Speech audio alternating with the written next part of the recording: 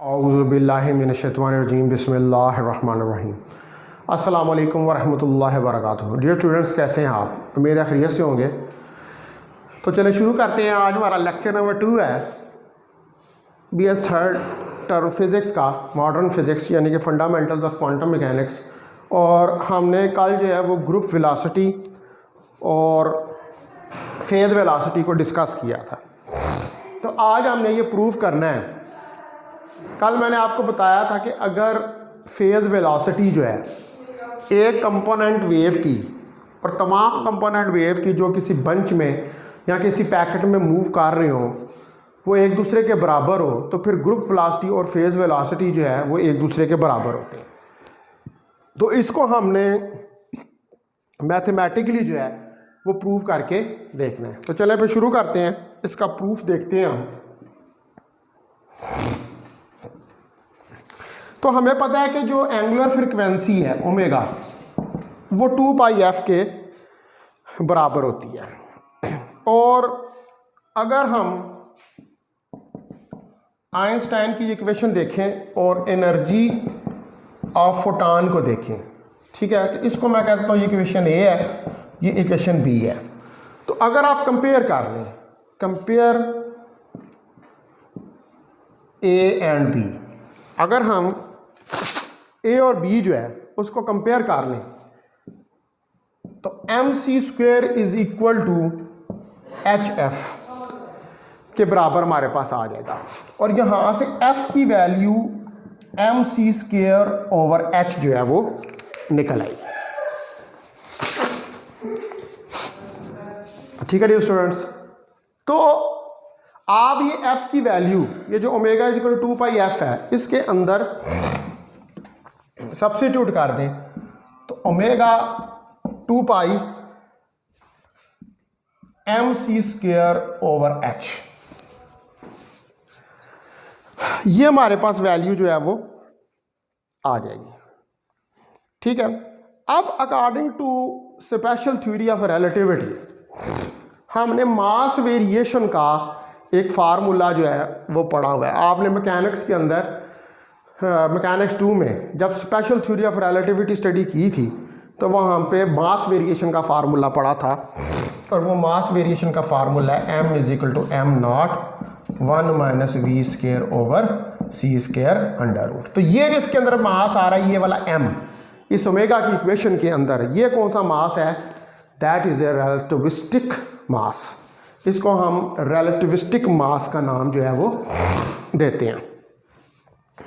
ठीक है, तो आप अगर यहाँ से इसकी वैल्यू जो है उसको निकालें, इस रिलेटिविस्टिक मास की, तो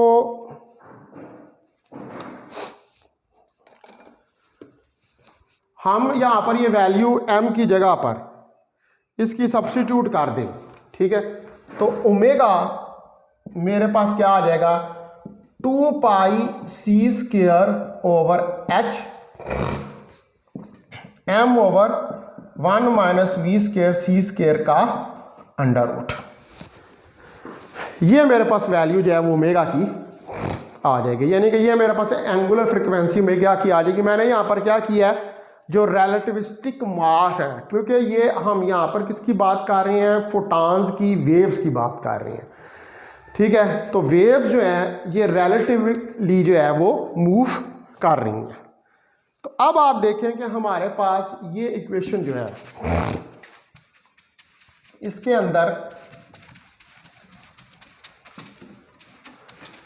इस इक्वेशन को मैं राइट डाउन कर सकता हूं कि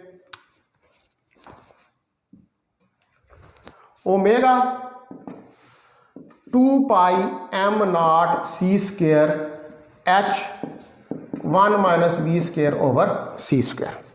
ये मेरे पास एक इक्वेशन आ गई, इसको मैं इक्वेशन नंबर 1 का नाम दे देता हूं। अब आपको वेव नंबर जो है कि पता है कि वो 2 पाई/λ के बराबर होता है। और 2 पाई/λ जो है इसके अंदर अगर मैं डी ब्रॉगली हाइपोथेसिस जो है P is equal to h/λ, P की हमारे पास वैल्यू mv है, तो mv h/λ। और यहाँ से अगर लैम्डा की वैल्यू निकालूँ तो वो h ओवर एम वी के बराबर आएगी। और ये लैम्डा की वैल्यू उठाकर यहाँ पर सब्सिट्यूट कर दो, तो k 2 pi divided by h over m v, और इसको उल्टाऊँ तो k is equal to 2 pi M v over h। अब इसके अंदर भी वो जो रिलेटिविस्टिक मास का फार्मूला है उसको सब्स्टिट्यूट करें तो k मेरे पास क्या आ जाएगा, 2 pi V M over h into 1 minus V square over C square. यानी कि इसको मैं लिख सकता हूँ 2 pi M V divided by h into 1 minus V square over C square. ठीक है, इसको मैं कह देता हूं कि ये मेरे पास कोई इक्वेशन नंबर 2 है। ठीक है जी, ये कोई इक्वेशन नंबर 2 जो है ये मेरे पास आ गई। अब आप देखें कि आपके पास इक्वेशन नंबर 1 जो है वो एंगुलर फ्रिक्वेंसी की है, और इक्वेशन नंबर 2 जो है अगर आप इसको देखें तो इक्वेशन नंबर 2 जो है ये आपके पास वेव नंबर की इक्वेशन जो है वो आ गई है। 2 इक्वेशंस आपने कैलकुलेट कर ली हैं। तो हमारे पास जो ओमेगा है और के है ये फंक्शन है किसके, वेलोसिटी के ऑफ मूविंग बॉडी, किसी मूविंग बॉडी की। तो जो वेव है उसकी फेज वेलोसिटी या डी ब्रॉगली वेलोसिटी जो है उसका एक्सप्रेशन हमने निकाला था लास्ट टाइम। ठीक है, और वो एक्सप्रेशन जो है वो किसके बराबर होता है, वो वी फाई हमारे पास ओमेगा ओवर के बराबर होता है, और इसको हमने प्रूव किया था कि that is equal to c square over v, या वी फाई आप कह लें कि that is equal to c square over v. ये मेरे पास इक्वेशन नंबर 3 आ गई। तो हमें ये पता है, ये इक्वेशन तो ये बता रही है कि वेलोसिटी जो फेज वेलोसिटी है वो एक्सीड कर गई है वेलोसिटी ऑफ लाइट से। लेकिन हमें according to special theory of relativity पढ़ता है कि किसी भी मटेरियल ऑब्जेक्ट की स्पीड वेलोसिटी ऑफ लाइट से ज़्यादा नहीं हो सकती है। ठीक है, तो अब हम देखते हैं कि जो डी ब्रॉगली वेव एसोसिएटेड है किसी बॉडी के साथ, ठीक है, यू जो ग्रुप पूरा वेव्स का एसोसिएटेड है किसी मूविंग ऑब्जेक्ट के साथ। आपको इस बात का पता है कि जब कोई पार्टिकल जो है वो मूव करना शुरू करता है माइक्रो लेवल के ऊपर, तो हम माइक्रो लेवल के ऊपर उस पार्टिकल के साथ जो पैकेट ऑफ वेव एसोसिएटेड होता है उसको कंसिडर करते हैं, और वो जो पैकेट ऑफ वेव उसके साथ एसोसिएटेड होता है वो पैकेट की जो वेलोसिटी होती है उसको हम ग्रुप वेलोसिटी करते हैं, और ग्रुप वेलोसिटी यू जो है ये बराबर होती है डी ओमेगा ओवर डी के। ठीक है, तो इसको मैं राइट डाउन कर सकता हूं d omega over D v divided by d k over D v, और ये मेरे पास इक्वेशन नंबर 4 जो है वो आ गई है। तो अब मेरा टास्क क्या है कि इस इक्वेशन नंबर 4 के अंदर मुझे डी ओमेगा और डी वी और d k over D v की वैल्यूज़ चाहिए। अगर मैं d omega over D v और d k over D v की वैल्यूज़ जो है इनको कैलकुलेट कर लूँ और इसके अंदर सब्स्टिट्यूट कर दूँ तो मेरे पास एक फाइनल एक्सप्रेशन जो है वो निकल आएगा। तो चलें हम इसको सॉल्व करके देखते हैं। तो पहले नंबर पर आप देखें कि आपके पास जो डी ओमेगा ओवर डी के है ये डी ओमेगा की ये ओमेगा की वैल्यू है आपके पास। ठीक है, तो इस ओमेगा की वैल्यू को आपको क्या करना पड़ेगा, डिफरेंशिएट करना पड़ेगा विद रिस्पेक्ट टू के। ठीक है, तो डी ओमेगा ओवर डी के जो है हमारे पास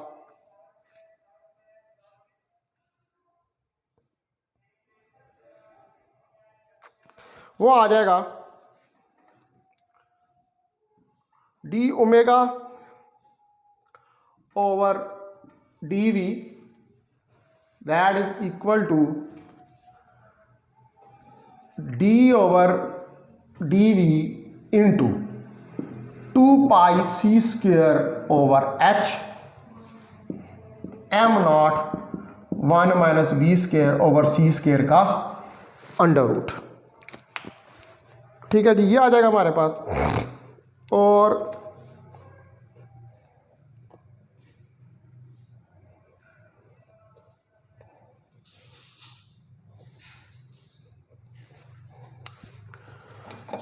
इसको आप करें differentiate with respect to v।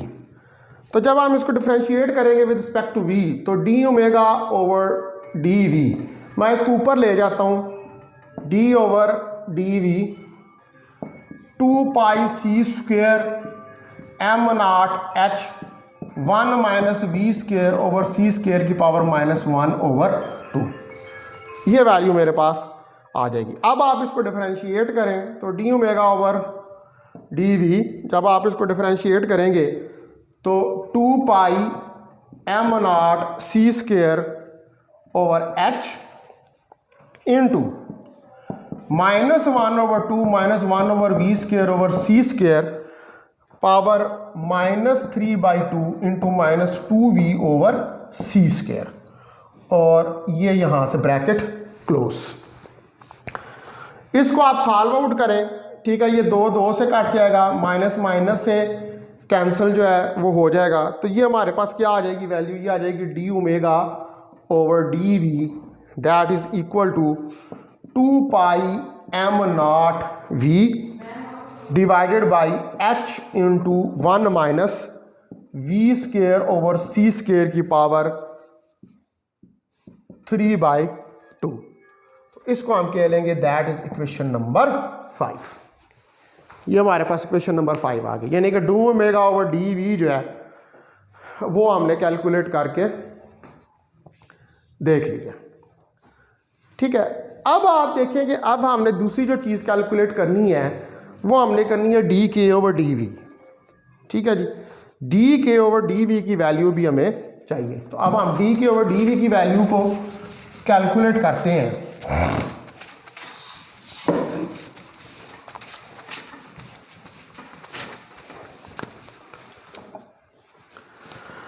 तो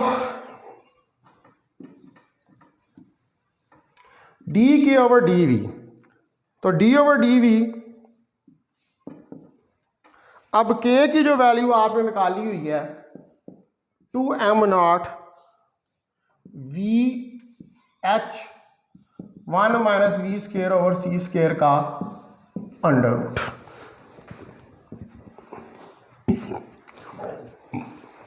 ये आपने वैल्यू इसकी निकाली हुई है।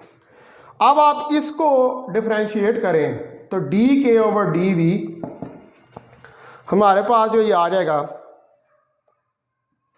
2 पाई एम नॉट एच, इसको कॉमन निकाल लें, अंदर आएगा 1 minus we square over C squared, ये यू वी का फार्मूला लग जाएगा इसके ऊपर, plus v into -1 over 2 minus we square over C squared की पावर -3/2 और -2v ओवर सी स्क्वेयर और ब्रैकेट क्लोज।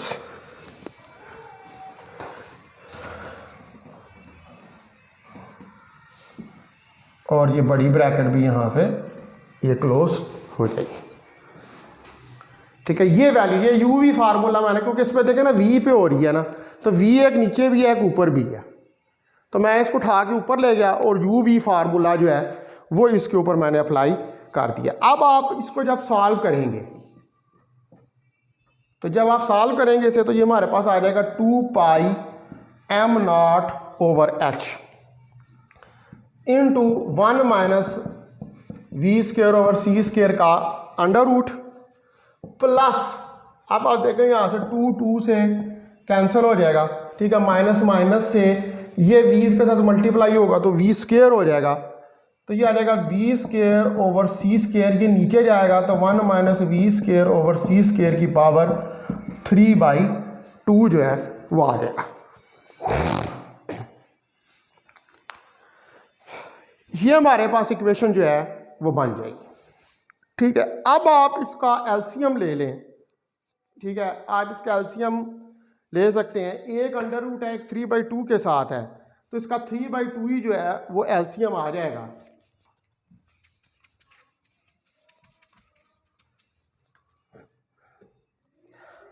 तो आप देखें कि d k over D v 1 minus we squared c squared की पावर 3/2, इधर आ जाएगा हमारे पास 1 minus we squared c squared plus v square over C squared. तो ये तो इससे कैंसिल हो जाएगा, ठीक है, और 2 पाई एम नॉट इसके साथ आ जाएगा। तो इसका मतलब है कि हमारे पास जो इधर एच भी आएगा नीचे, D k over D we है, ये आ जाएगा 2 pi am not H 1 minus we square over C square 3/2, और ये हमारे पास इक्वेशन नंबर 6 जो है वो आ जाएगी। ठीक है, अब आप देखें कि आपने D k over D v और D omega over D be in दोनों की वैल्यूज जो हैं वो कैलकुलेट कर ली हैं। अब ये वैल्यूज आप इक्वेशन नंबर 4 में जो है वो सब्स्टिट्यूट करें।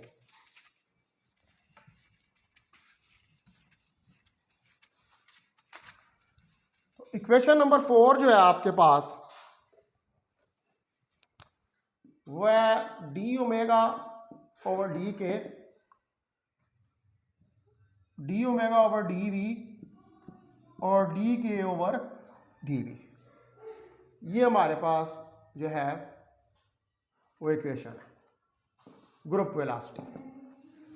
तो अब आप ये वैल्यूज के अंदर सब्स्टिट्यूट करें तो हमारे पास क्या आएगा, डी ओमेगा डी वी की जगह पर 2 pi am not V H 1 minus we square over C square 3/2 multiply by H 1 minus we square over C square 3/2 और 2 पाई एम नॉट। तो 2 पाई एम नॉट इससे कैंसिल हो गया, ये इससे कैंसिल हो गया, एच से कैंसिल हो गया, तो यू हमारे पास v के बराबर आ गया, यानी कि u g is equal to v5। Group velocity हमने प्रूव कर दिया कि वो फेज वेलोसिटी के बराबर आ गई है। ठीक है जी, ये मैथमेटिकली हमने प्रूव करके ये बात बता दी कि ग्रुप वेलोसिटी और फेज वेलोसिटी जो है वो एक दूसरे के बराबर है। तो इसका मतलब है कि जो डी ब्रागली ग्रुप एसोसिएटेड है किसी मूविंग बॉडी के साथ, वो ट्रेवल करता है with the velocity of body. तो इसमें जो फेज वेलोसिटी है, ठीक है, जो फेज वेलोसिटी है और जो हमारे पास ग्रुप वेलोसिटी है वो एक दूसरे के बराबर है। तो जो वेव की फेज वेलोसिटी है उसकी इंटायरली आप देखें तो बेसिकली कोई फिजिकल मीनिंग नहीं बनती। यानी कि फिजिकल मीनिंग आपके पास किस वक्त बनती है, फिजिकल मीनिंग आपके पास उसी वक्त ही बनती है जब आप बात करते हैं ग्रुप की। अकेला जो फेज है या अकेली जो फेज वेलोसिटी है, जब पार्टिकल मूव कर रहा होता है तो उस वक्त उसकी कोई फिजिकल सिग्निफिकेंस नहीं है, क्योंकि जब पार्टिकल मूव कर रहा होता है तो उसके साथ कोई अकेली एक वेव नहीं होती। और सपोज करें अगर बंच ऑफ वेव्स भी है तो वो भी आपने ये देख लिया है कि अगर एक कंपोनेंट वेव की वेलोसिटी और बाकी सारी कंपोनेंट वेव्स की वेलोसिटीज आपस में एक दूसरे के जैसी हो, सेम हो, तो फिर ग्रुप वेलोसिटी और फेज वेलोसिटी में कोई फर्क नहीं होता। तो जब ग्रुप वेलोसिटी और फेज वेलोसिटी ही एक चीज है तो इसका मतलब है कि फिर खाली फेज वेलोसिटी जो है उसकी कोई फिजिकल मीनिंग बाकी नहीं रह जाती। ठीक है जी, तो ये हमने अब जो है ये डिटेल के साथ ग्रुप वेलोसिटी और फेज वेलोसिटी को कैलकुलेट करके देखा है कि अगर कोई पार्टिकल मूव कर रहा हो क्वांटम मैकेनिकली, तो जब कोई पार्टिकल क्वांटम मैकेनिकली मूव करता है तो वहां पर उसके साथ जो है वो ग्रुप वेलोसिटी एसोसिएटेड होती है, और उस ग्रुप वेलोसिटी और जो कंपोनेंट वेव की वेलोसिटी है वो सेम होती है। अब हमारा नेक्स्ट टॉपिक है वो है localisation of a wave in space. Localisation of wave in space, कि हम स्पेस के अंदर किस तरह किसी वेव को लोकलाइज कर सकते हैं। यानी कि जो localisation of wave in space है वो एक लोकल फिनोमेना है, वो एक नॉन लोकल फिनोमेना नहीं है। ठीक है, तो आप देखें कि सपोज करें कि हमारे पास एक वेव है जो -x से +x तक ये ट्रेवल कर रही है, एक वेव जो है वो जा रही है।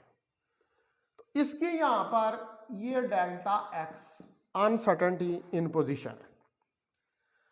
तो हमारे पास एक वेव है जो x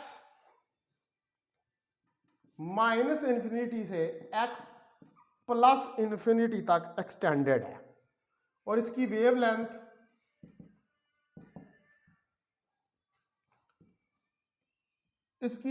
लैम्डा है। ठीक है, इसकी वेव लेंथ जो है वो लैम्डा है। तो अगर इसकी वेव लेंथ लैम्डा है तो हमारे पास जो एंगुलर वेव नंबर है k वो होगा 2π/λ। ठीक है जी। अगर हम वेव को रिप्रेजेंट करते हैं एज ए पार्टिकल, तो जो अनसर्टेनिटी है, ठीक है, delta lambda in its position along x axis is infinite.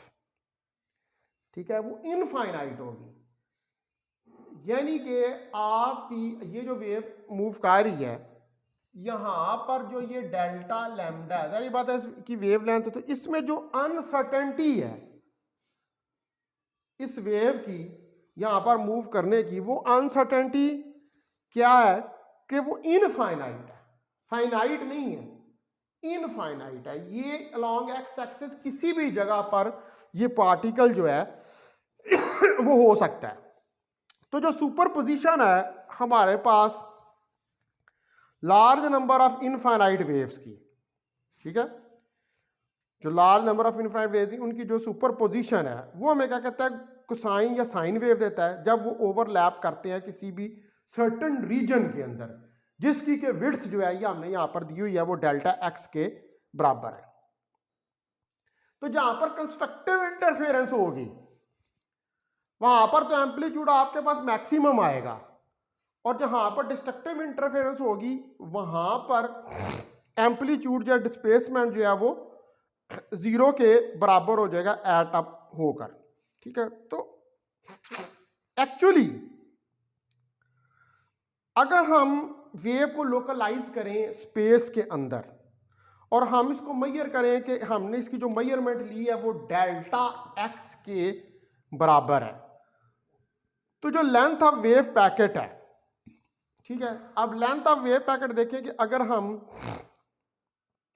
एक और फिगर बनाएं यहां पर, ये आप देखें, ये एक और फिगर जो है वो मैंने यहां पर बनाई है, ये भी यहां पर डेल्टा एक्स है, इसकी पोजीशन है। तो जो लेंथ ऑफ वेव पैकेट है, ये वेव पैकेट जो है वो कंटेन करता है सिंगल वेव नंबर के, लेकिन ये जब सेंटर की बात आप इसके करते हैं तो एक्चुअली हमें इस बात का पता है कि ये सिंगल वेव नहीं है। ठीक है, हमें इस बात का पता है कि ये सिंगल वेव नहीं है, ये वेव जो है ये कंसिस्ट ऑफ पैकेट्स है, इसमें एक वेव नहीं है, इसमें बहुत सारी वेव्स हैं। तो डेल्टा के क्या, वो एक रफ मेजर हमारे पास स्प्रेड ऑफ वेव नंबर्स का, जो कि एक वेव पैकेट फॉर्म करता है। यानी कि यहां पर अब ये डेल्टा के हमारे पास क्या है, ये स्प्रेड, क्योंकि एक वेव नंबर नहीं है। अगर एक वेव होती तो फिर तो एक होता, लेकिन चूंकि एक नहीं है, डेल्टा के है, तो जितना ज्यादा शार्पर होगा वेव पैकेट उतनी ही ज्यादा ब्रॉड रेंज होगी वेव नंबर्स की। ठीक है, यानी कि जितना शार्पर होगा उतनी ज्यादा ब्रॉड रेंज होगी वेव नंबर्स की। तो हम ये कह सकते हैं कि जो फिगर हमने ये पहली बनाई है ए, इस फिगर ए के अंदर वेव पैकेट जो है वो शार्प नहीं आएगा, तो delta x goes to infinity जाएगा। तो हमें सिर्फ फिर इसको बिल्ड करने के लिए, अगर डेल्टा एक्स इंफिनिट हो रहा है तो इसको बिल्ड करने के लिए सिर्फ एक वेव नंबर की जरूरत है। तो फिर अगर हमें एक वेव नंबर की जरूरत है तो डेल्टा के जो है वो 0 के बराबर हो जाएगा। लेकिन दूसरे अगर फिगर बी देखें आप, तो फिगर बी के अंदर वेव पैकेट जो है वो शार्पर है, वो शार्पर इनफ है। अगर वो शार्पर इनफ है तो फिर इसका मतलब है कि वहां पर एक वेव नहीं है, वहां पर स्प्रेड ऑफ वेव है। तो फिर उस सूरत में डेल्टा एक्स 0 को जाएगा और डेल्टा के इन्फिनिट हो जाएगा, यानी कि हमारे पास इनफाइनाइट नंबर ऑफ वेव्स हैं। तो ये सिंपल रिलेशनशिप हमारे पास क्या बनेगा, delta k delta x is equal to 1। ठीक है जी, यानी कि अगर ये एक अनसर्टेनिटी रिलेशन है कि अगर एक चीज जो है वो इनफाइनाइट होती है तो दूसरी जो है वो अप्रोचेस टू 0 होती है, और दूसरी अगर 0 होती है तो पहली वाली जो है वो इनफाइनाइट हो जाती है। यानी कि अगर आपके पास डेल्टा के इनफाइनाइट है, यानी कि हमारे पास लार्ज नंबर ऑफ वेव्स हैं, तो फिर डेल्टा एक्स यानी कि अनसर्टेनिटी जो है वो 0 की तरफ अप्रोच करेगी। क्यों वो 0 की तरफ अप्रोच करेगी, उसकी वजह यह है कि जहां पर बंच ऑफ वेव्स जो है वो आपस में इकट्ठी होंगी तो वहां पर प्रोबेबिलिटी उस पार्टिकल को फाइंड करने की बढ़ जाएगी। लेकिन इन अ केस के जब डेल्टा एक्स इन्फिनिटी है और एक ही वेव है, तो एक ही वेव जो है उसकी तो कोई फिजिकल मीनिंग नहीं होती और ना ही वो कोई प्रोबेबिलिटी डिस्क्राइब कर रही होती है। इसलिए जब delta x goes to infinity है तो फिर डेल्टा के 0 की तरफ जाएगा, क्योंकि डेल्टा के तो फिर हमारे पास नंबर ऑफ ज्यादा वेव्स है ही नहीं है, वो 0 की तरफ चली जाएगी।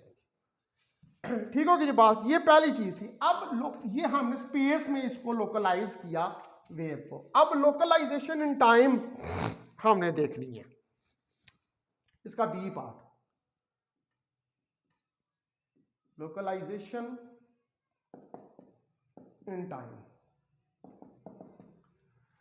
तो लोकलाइजेशन टाइम, अगर सपोज करें कि एक पार्टिकल लोकलाइज्ड है टाइम में भी और स्पेस में भी, तो हम कहते हैं कि हम स्पेस वेरिएबल एक्स जो है उसको टाइम वेरिएबल टी से रिप्लेस कर देते हैं, और हमें पता है कि एफ जो है वो 1/t के बराबर होती है। तो जो आप ये फिगर ए जो थी हमारे पास, ये शो करती है कि किस तरह वेव जो है वो वेरी करती है विद टाइम से जब वो पास करती है किसी पर्टिकुलर फिक्स पॉइंट से at x is equal to 0, यानी कि जब किसी एक्स 0 से पास करती है किसी पर्टिकुलर टाइम पे, तो हम बिल्ड कर सकते हैं वेव पैकेट टाइम के अंदर as well as in space that provide space variables with time variables. यानी कि हम जब टाइम की बात करते हैं तो हम स्पेस वेरिएबल को टाइम वेरिएबल से रिप्लेस कर देते हैं। ठीक है, तो जब हम स्पेस वेरिएबल को टाइम वेरिएबल से रिप्लेस कर देते हैं तो फिर वहां पर फ्रीक्वेंसी और एंगुलर फ्रीक्वेंसी आ जाती है। तो जो ड्यूरेशन डेल्टा टी है उसके अंदर जो वेव पैकेट आपका मूव कर रहा है, तो वो वेव पैकेट जो है उसमें जो स्प्रेड ऑफ फ्रीक्वेंसीज होंगी वो कितनी होंगी, वो डेल्टा ओमेगा के बराबर होगी। ठीक है, डेल्टा ओमेगा क्या है, ये स्प्रेड ऑफ फ्रीक्वेंसीज हैं जो कि एक वेव पैकेट के साथ रिलेटेड है। ठीक है, ये स्प्रेड ऑफ फ्रीक्वेंसीज हैं जो एक वेव पैकेट के साथ रिलेटेड है। तो इसका अगर हम अनसर्टेनिटी रिलेशन देखें तो delta omega delta t is equal to 1। तो जब आप, इसका मतलब ये है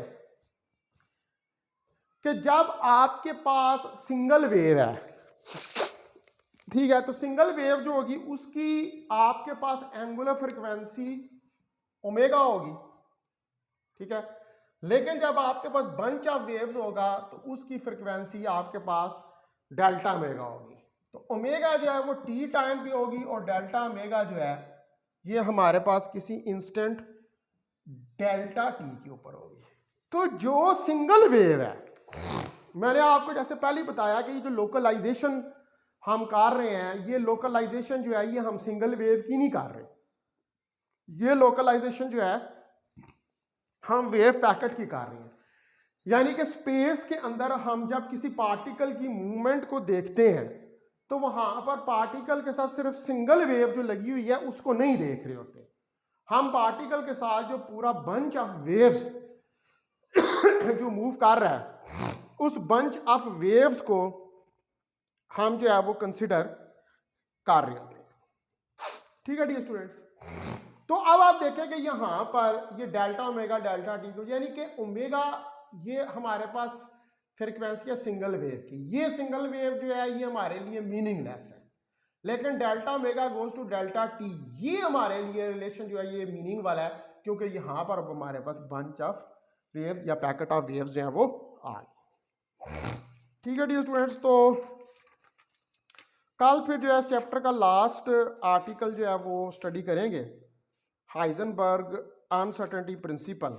और मेरा ख्याल है अभी मैंने आपको इस चैप्टर की अनसीन असाइनमेंट भी नहीं दी, तो बाकी जो है ये इसके जो पीछे शार्ट क्वेश्चन और न्यूमेरिकल है वो तो आपने करने ही करने हैं इस चैप्टर के। तो ये होपफुली कल जो है ये आपका सेकंड चैप्टर भी जो है वो कंप्लीट हो जाएगा। उसके साथ फिर मैं जो है वो आपको इसकी दे दूंगा अनसीन असाइनमेंट भी, और फिर नेक्स्ट जो है वो हम क्वांटम मैकेनिक्स से शुरू करेंगे। अच्छा, कल आपको छुट्टी नहीं है, कल जो है वो मैं ये लेक्चर लूँगा, बाकी कल टीचर ले ना ले लेकिन मेरा लेक्चर जो है वो लाजमी होगा। ठीक है जी, सीआर मौजूद है? हाँ भाई,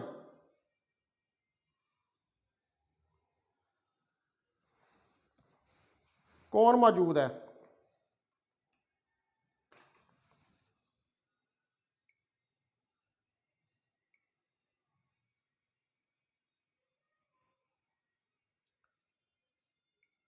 तो कल जो है ये आपकी क्लास फिर होगी इसी सेम टाइम के ऊपर।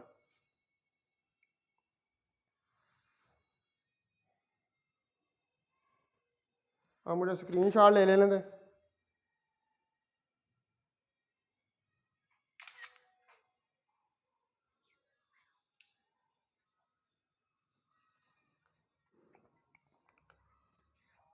ठीक है जी डियर स्टूडेंट्स, आपने अब ये नोट कर लिया है कि कल आपकी क्लास जो है वो होगी और इसी की मॉडर्न फिजिक्स की होगी, और कल हम जो है वो हाइजेनबर्ग अनसर्टेनिटी प्रिंसिपल जो है उसको स्टडी करेंगे। तो बहुत शुक्रिया आपका। अब मैं मीटिंग को एंड कर रहा हूँ। अस्सलाम वालेकुम वरहमतुल्लाहि वबरकातुहू।